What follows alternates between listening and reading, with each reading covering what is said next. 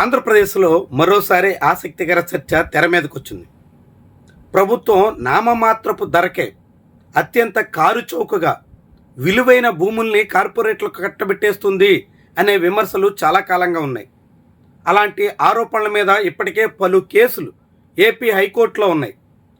Lulu mall పేరుతో విలువైన స్థలాలు వైజాగ్, విజయవాడకు సంబంధించినటువంటి భూములు అప్పగించడం మీద పిల్లు దాఖలైంది.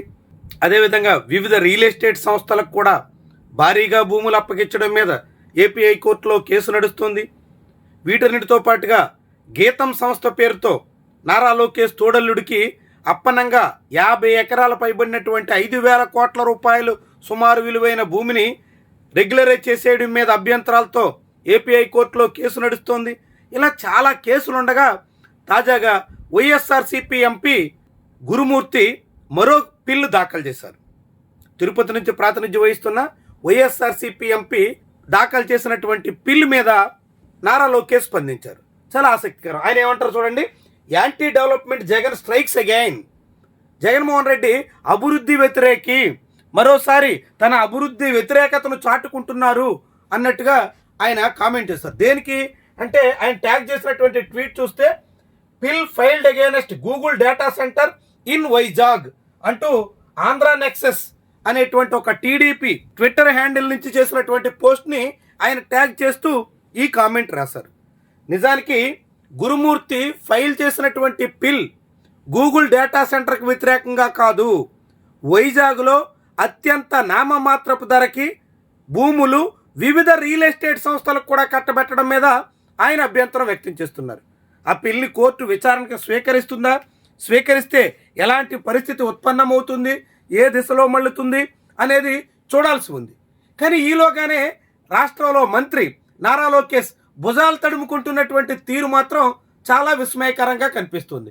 అదే గురుమూర్తి పిల్లికి సంబంధించి ఈరోజు సాక్షి పత్రికలో వచ్చినటువంటి కథనం చూస్తే ఎకరా 99 పైసలకే ప్రభుత్వం దోచిపెడుతోంది. ఇది గురుమూర్తి చేస్తున్నటువంటి అభియోగం.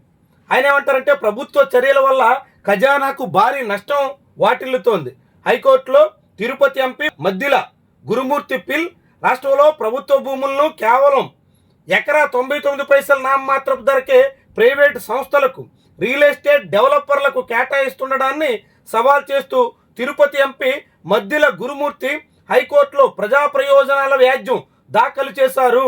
ఎలాంటి పారదర్శకత లేకుండా, బహిరంగ వేలం నిర్వహించకుండా ఇష్టారాజ్యంగా ప్రభుత్వ భూములను ప్రైవేటు కంపెనీలకు దారాదత్తం చేస్తుండడం వల్ల ఖజానాకు భారీగా నష్టం వాటిల్లుతుందని వ్యాజ్యంలో పేర్కొన్నారు. అంటే ఆయన పిల్లి ఎందుకు వేసినట్టు? రహేజా, సత్వ ఇలాంటి రియల్ ఎస్టేట్ కంపెనీలకు కూడా 99 పైసలకే భూములు ఇవ్వడం వల్ల ప్రభుత్వ ఖజానాకి రావాల్సినటువంటి ఆదాయం కోల్పోతున్నాం. అవే భూముల్ని వేలం వేస్తే భారీ మొత్తంలో ఆర్జించే అవకాశం ఉన్నప్పటికీ రియల్ ఎస్టేట్ సంస్థలకి అత్యంత కారుచౌకగా కట్టబెట్టేస్తున్నారు అన్నది ఆయన అభియోగం. కానీ దీని మీద ఆయన అభియోగం ఏమో అత్యంత నామమాత్రపు ధరకి భూములు కట్టబెట్టేస్తున్నటువంటి ధోరణిని వ్యతిరేకిస్తుంటే ఈ ఎక్స్లో తెలుగుదేశం పార్టీ అనుకూల హ్యాండిల్ ఏం రాసింది? పిల్ filed against Google data centre in Vizag. Google data సెంటర్కి 99 పైసలకే మొత్తం భూములు ఇచ్చారా? అలాంటి అవకాశం ఉందా? అది గూగుల్ డేటా సెంటర్ కాదు, అదానీ డేటా సెంటర్ అని ఇప్పటికే అధికారికంగా ప్రభుత్వం అంగీకరించింది.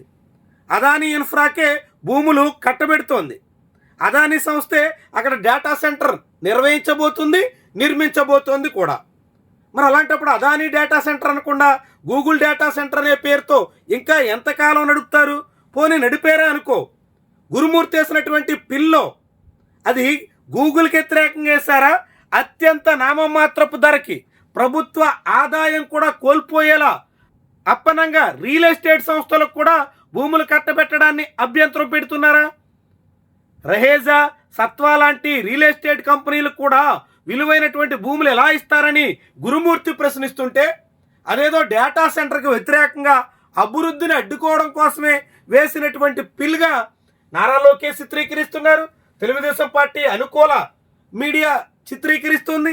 మరి నిజంగానే అలాంటి పిల్ అభివృద్ధికి అడ్డంకైతే హైకోర్టు ఎందుకు అంగీకరిస్తుంది? హైకోర్టు అంగీకరించకపోతే ఆందోళన ఎందుకు? ఇంకా అలాంటి పరిస్థితి రాకముందే ఎందుకు కలవరపడుతున్నారు అంటే అసలు విషయం ఏంటంటే నారా లోకేష్ వెంటనే భుజాలు తడుముకునే పరిస్థితి వచ్చిందంటే ఈ బండారం బయటపడుతుందేమోననేటువంటి కలవరం ఆయనలోనేమైనా కలుగుతుందా అనేటువంటి సందేహం ఎవరికైనా వస్తుంది.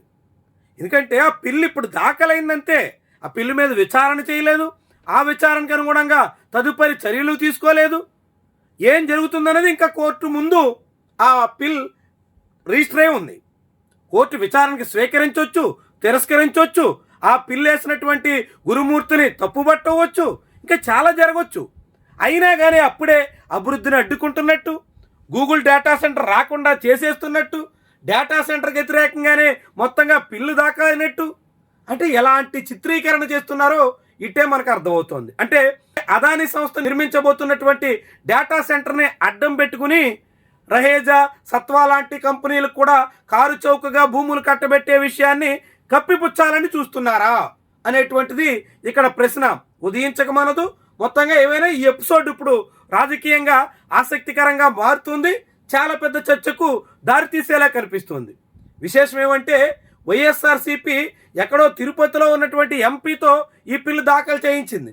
ఉత్తరాంధ్ర నాయకులు ఉన్నారు, రాష్ట్ర వ్యాప్తంగా చాలామంది వైఎస్ఆర్సీపీ నాయకులు ఉన్నప్పుడు కూడా ఎవరో కాకుండా గురుమూర్తితో ఈ పిల్లు దాఖలు చేయడం వెనక ఆ పార్టీ వ్యూహం ఏంటి అన్నది కూడా ఆసక్తికరమైనటువంటి విషయమే.